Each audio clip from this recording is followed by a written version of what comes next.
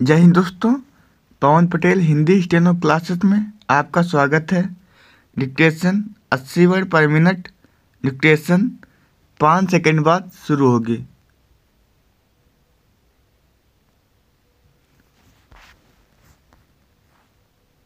Start.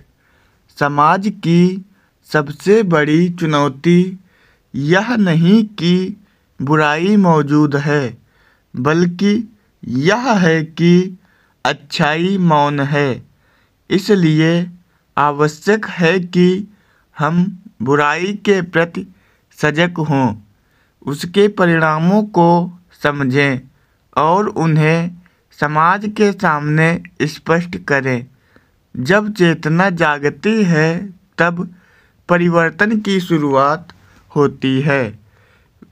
परिवर्तन का बीज हर व्यक्ति के भीतर है, बस उसे आत्म जागरण की ज़रूरत है। अगर आप बड़ी सफलता पाना चाहते हैं तो आपको अपनी सीमाओं से परे जाना होगा, खुद को ऊंची मानसिक अवस्था में ले जाना होगा। सफलता वही है जो आत्मानुशासन और सजगता से उपजती है। हर मनुष्य के भीतर प्रकाश का स्रोत है, परंतु उसे जलाए रखने के लिए संयम और संतुलन की आवश्यकता है। संतुलन ही जीवन का असली सौंदर्य है।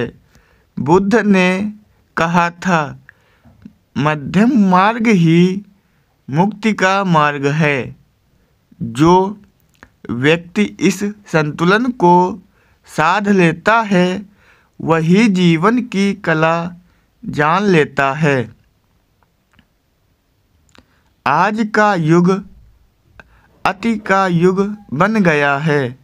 उपभोग, प्रतिस्पर्धा, अहंकार और विचारों में अति। इसका परिणाम है तनाव, असुरक्षा और असंतुलन।